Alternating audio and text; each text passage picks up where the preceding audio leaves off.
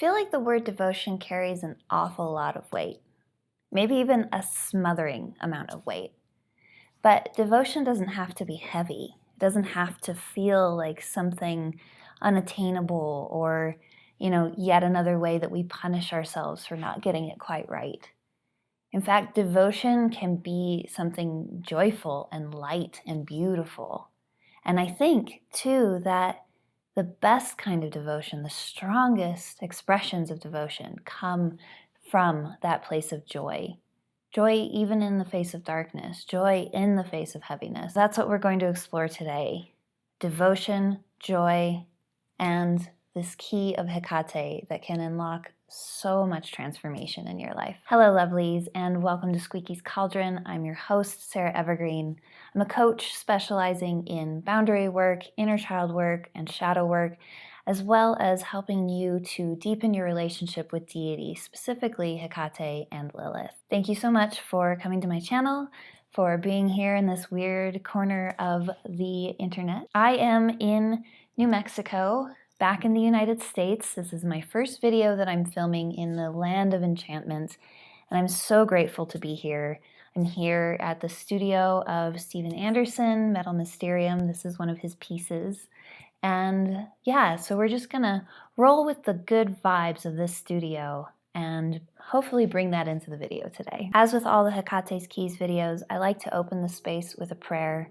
If you would rather skip this, just move ahead about 1.5 minutes. And if you'd like to join me, go ahead and get comfortable. Close your eyes if that feels safe to you, and just kind of allow yourself to drop into this space, into this moment. Okay. Hail Hekate, Queen of Witches. Our journeys are so blessed. Each key you grant us unlocks great power. Grateful we are for all your keys. The key of connection, which reminds us that we are not alone. The key of solitude, in which we may come home to ourselves. The key of forgiveness, for that which we cannot change. The key of courage, to face and overcome adversity. The key of desire, which brings us closer to you.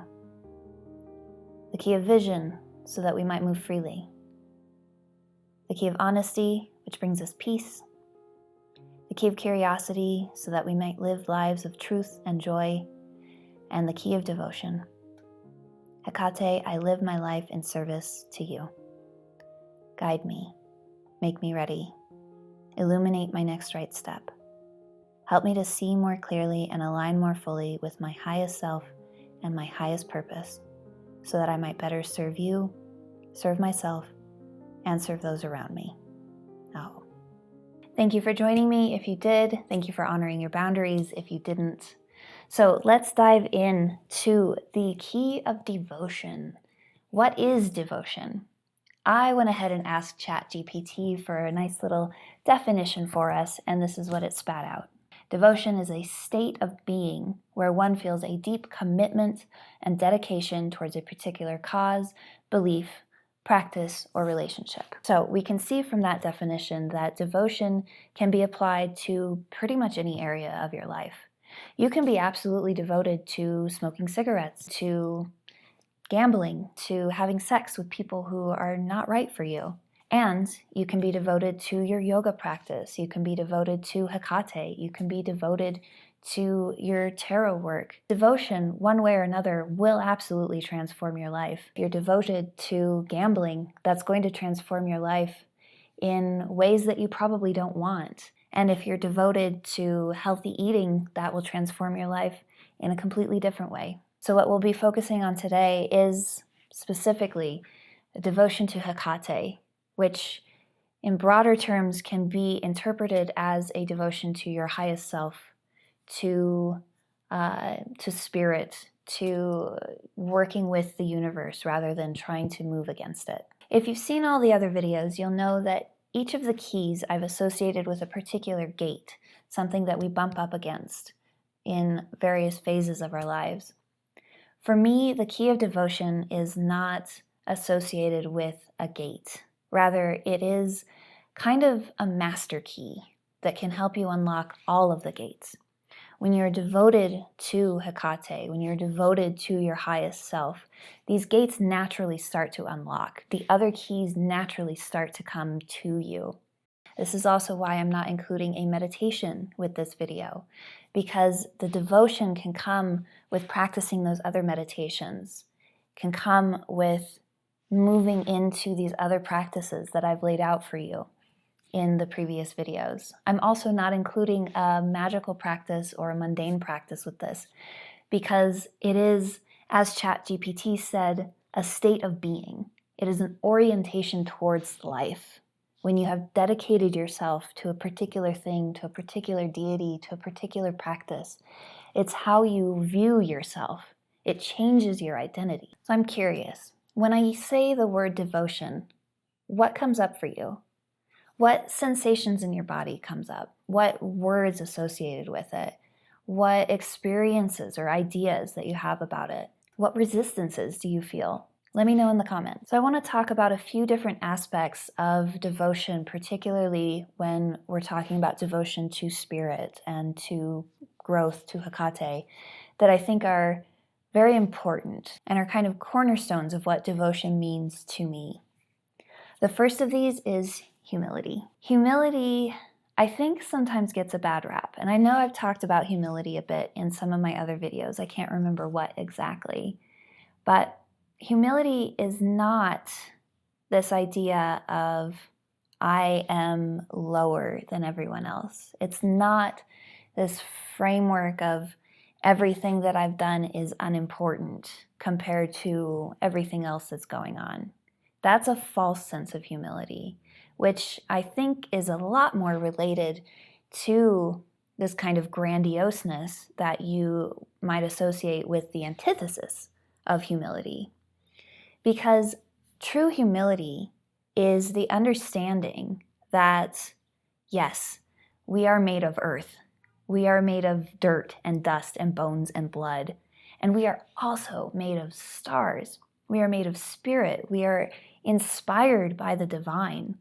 And to say that, no, I'm less than everyone else is essentially saying, I am special in this particular way. I am specifically fucked up. I am specifically downtrodden and specifically, especially, less than, which is just the other side of the coin of saying, I am specifically greater than, I am specifically better than. Either of these two extremes don't actually address humility. Humility is the understanding that I am powerful, I am strong, I am capable, I am flawed, I am human, I am often stupid and misled and mistaken.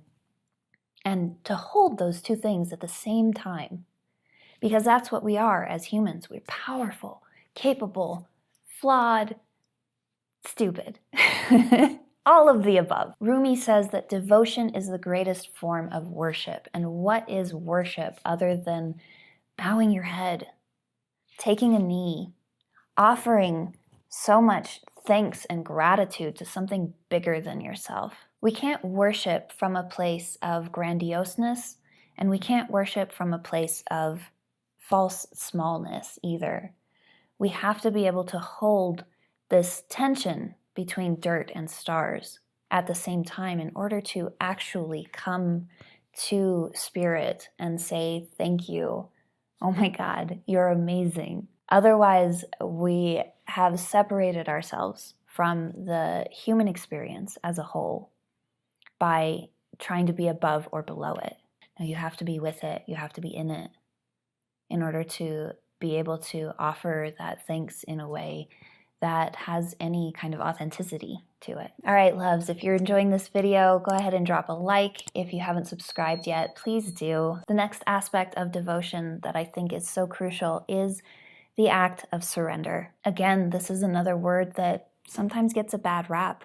Like, am I supposed to just surrender to all of the people who are treating me poorly or to these terrible things that are happening in the world? To me, surrender is not about giving up. It's not about complacency. It's not about saying, well, this sucks and no, that's not surrender. Surrender is, and it's linked back to the key of forgiveness, in my opinion, because forgiveness for that which I cannot change, surrendering to what you can't change, as well as surrendering to the immense power that you have inside of you, and surrendering to the guidance of Hekate, to the guidance of spirit. When we give ourselves that option to just let go of the need to control everything, then we can be devoted to a path. Then we can be devoted to listening to the messages from spirit, to following our intuition. We can be devoted to something bigger than ourselves, than our small minds that try to trip us up and catch us and tell us that no, things have to be different, or I can't do that because that's crazy. The surrender comes when we let that go and say, okay, this might sound crazy to my ego, this might sound crazy to my rational mind, but this is what I'm being told to do right now. And so I'm going to go ahead and do it. Or this is what I'm being told not to do, even though that seems like on paper, that would be the right thing to do.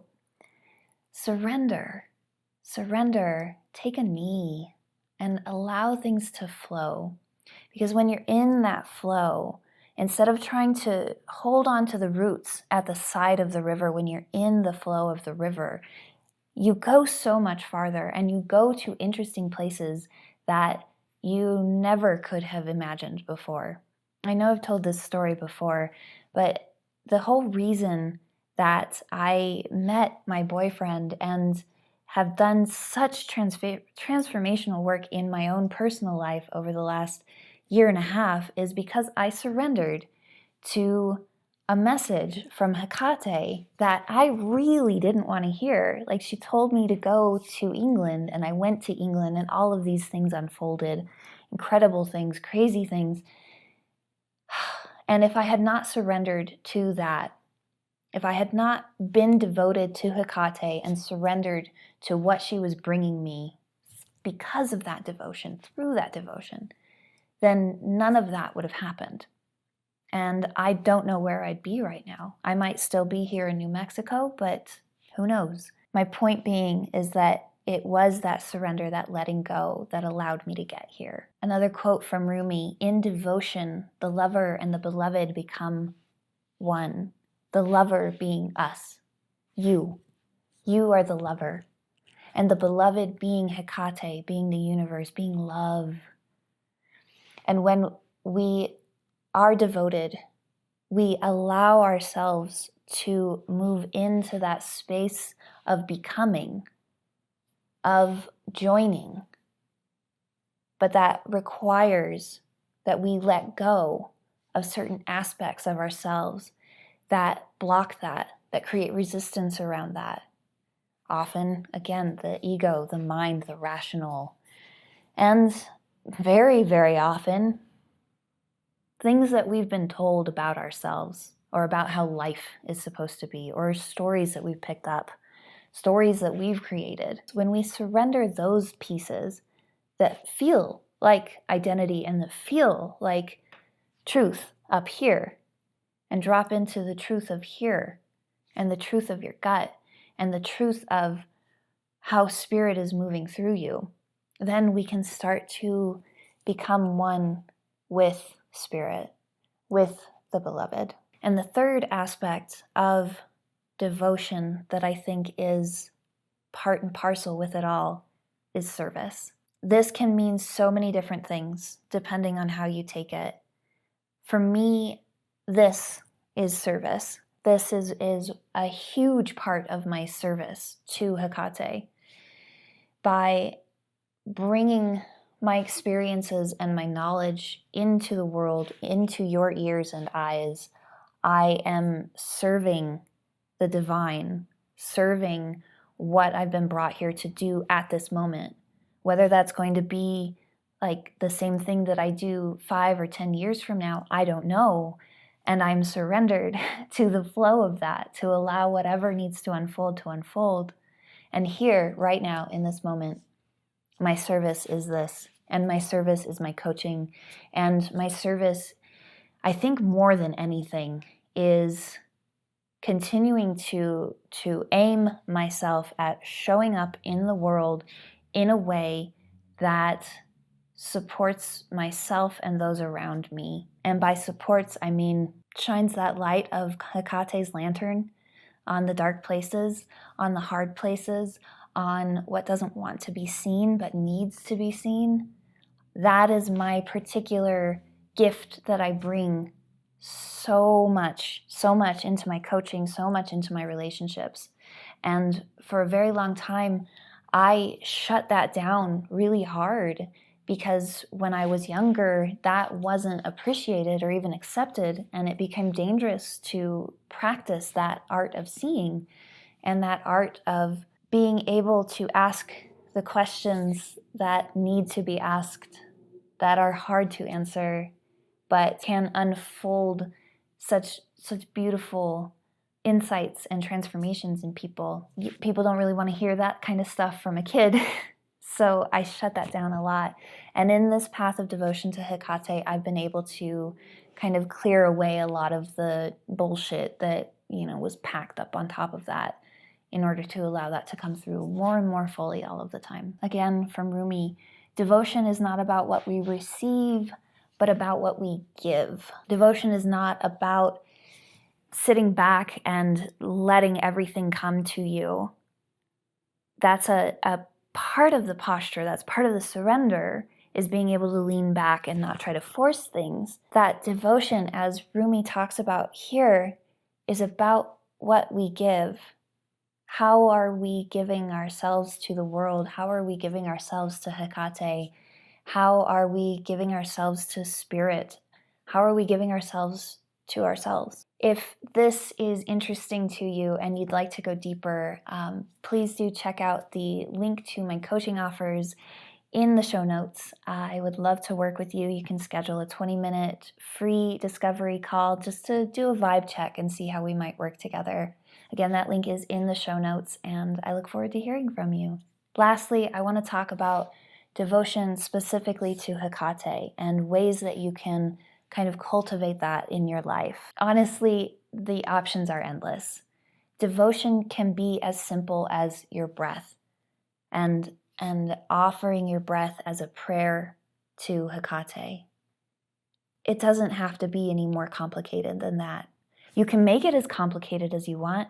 You can do the deepenons and the new moon fasts and creating artwork or videos or writing books.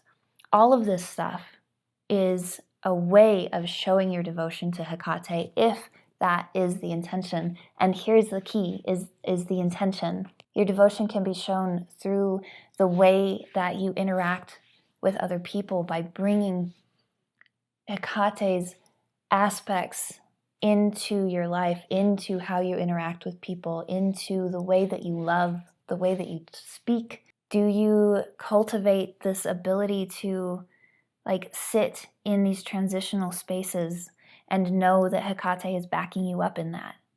Do you make artwork, whether or not it's specifically about Hekate, but infusing that with your love for Hekate, with your devotion to Hekate? It's all about that. It's the infusing of your love, of your devotion, of your intention into whatever it is that you're doing.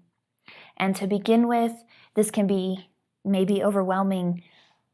So what I challenge you to do is start small. Take the time to study about Hekate. Take the time every day to spend 5 or 10 minutes in meditation. Do the meditations from the other videos that I've done and cultivate that relationship, and bit by bit bring more devotion into your life, bring more awareness into your life, bring more intentionality into your life, and in so doing, bring more Hekate into your life, because we could all use a bit more Hekate in our lives. Devotion is a slow burn process by its very definition. It is something that arises over time and transforms at a deep, intrinsic, and sometimes seemingly invisible level. Rumi said that devotion is the key to unlocking your heart. And when your heart is unlocked, when your heart is open, everything begins to shift. And I just want to thank you so much for joining me on this journey through Hekate's keys. The experience has been just so lovely for me, and hearing your comments and the ways that these videos have been impacting you has been absolutely lovely and super validating and really touching. So thank you so much. I hope that you can continue to find more expansion and bits of information in these videos, as well as through a broader study with Hekate. Again, if you are interested in working with me on deepening that relationship